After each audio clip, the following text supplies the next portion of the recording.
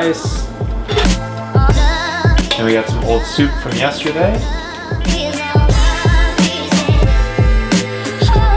So this is day number 4 of the Over Fat Free Challenge. And it's not like a huge shift for us because ever since we moved to Arizona, we've been eating a lot cleaner, and I removed like all the junk food from my life after our honeymoon travels through Boulder and Sedona. So we got rid of all the junk food, and we've just pretty well been eating low fat with a few exceptions here and there. Just for doing this challenge, it's not that big of a shift for us just to eat low fat. Something else that I would say is definitely making it a lot easier is the Instant Pot, because we can do batch meals.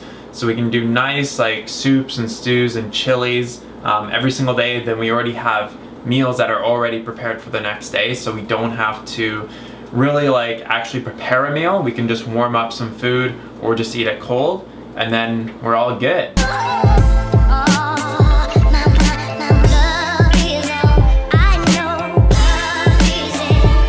Now I put a little bit of sriracha and nutritional yeast on top.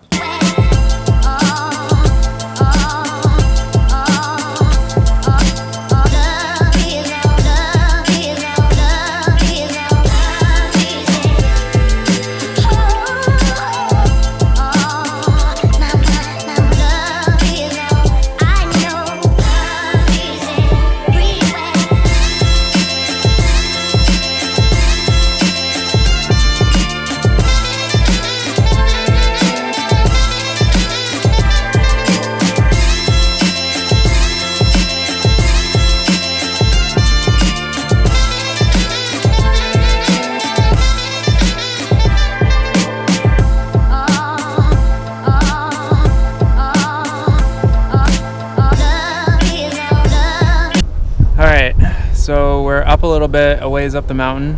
Hannah's got some kind of soreness in her foot. I have like a really bad, it feels like I tore something in my foot.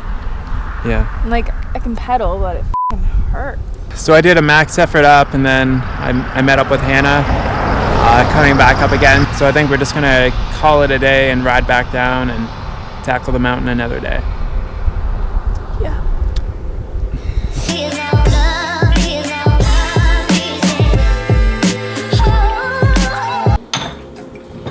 Alright, so the little video photo shoot is complete. We got the carrot, potato, kale soup, and this is what I'm gonna have for dinner now, I guess.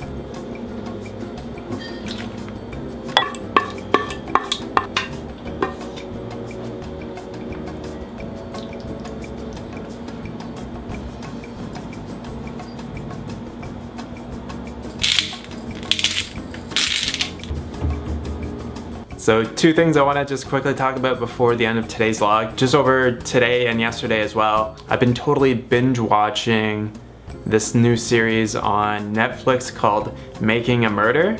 And so it basically showcases this incredible case between Stephen Avery and Manitowoc County and all this kind of like police corruption. And it is an amazing, amazing series to watch. It's 10 one-hour episodes, and I'm just totally blown away by it. So if you want something good to watch on Netflix, watch Making a Murder. And something else that I just wanted to quickly talk about is just specifically with regards to fitness, but I'm sure it has application to other aspects of your life as well. But when we first start getting into fitness and we first start exercising, we typically have these goals and these ideas of how we're either A, gonna be able to perform, and how often we're gonna be able to perform as well.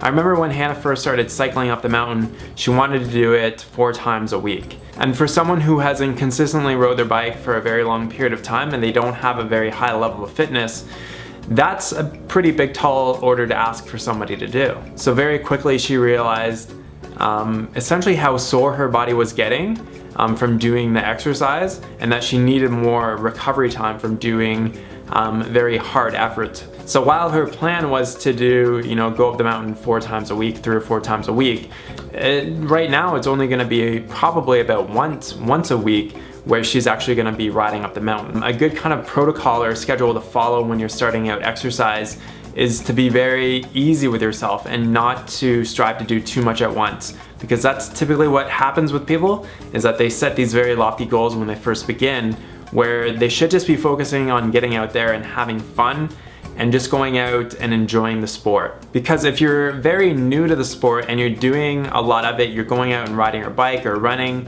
or doing some type of hard strenuous exercise that your body is not used to doing, your chances of injury are very, very high with that. So you want to make sure that you're just really taking it easy. So Hannah's goal for 2016 is just to ride her bike every single day for the entire year, which is a totally realistic goal. Just to get on your bike, whether you're riding, a few miles or 10 or 15 or 30 miles, as long as you're getting out on your bike every single day and doing that, that's a realistic goal for her. But as of right now, she doesn't have the fitness, level to ride at an easy pace up the mountain. For her, just going up the mountain a mile or two is still very difficult for her. So only doing that difficult effort once a week or once every 10 days or so is something that you want to be striving for, and then the rest of your exercise activity is done at a very easy pace. So it's not very strenuous on the body. You're riding at a very comfortable pace where you're able to talk easily, instead of like if you're going and riding up the mountain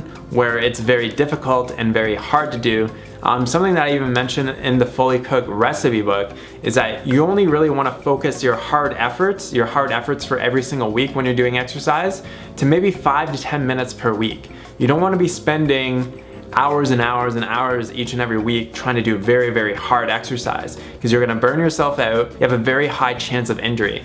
So you want the majority of your exercise to be in what is called zone 2. And that is essentially your heart rate is anywhere between like 110 to maybe like 130 beats per minute or so, which is essentially just like a very comfortable pace where like you're obviously doing a little bit of work, but you can also talk very comfortably. And then you only want to spend a very short amount of time where it's very, very difficult for you to breathe and you're having a lot of muscle fatigue.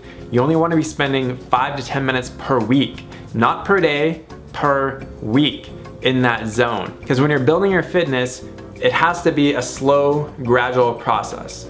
It's not like you just go from 0 to hero just like that. It takes years to build up your fitness. Like you saw in a couple of vlogs ago how I rode up all the way to the top of the mountain. Yes, that was like the biggest mountain I've ever climbed in my life, but I've also been riding my bike consistently for 4.5 years. So it wasn't that big of a stretch for me to actually go and ride my bike up the mountain. The most important thing with fitness is consistency and gradually increasing your fitness. Those two main things right there, that's gonna get you the best result over the long term, and it's also gonna reduce your risk of injury because being injured means you just can't go out and do it. So then you're losing your fitness as well. It's like the story of the tortoise and the hare. Instead of like sprinting to the end, slow and steady wins the race with this one.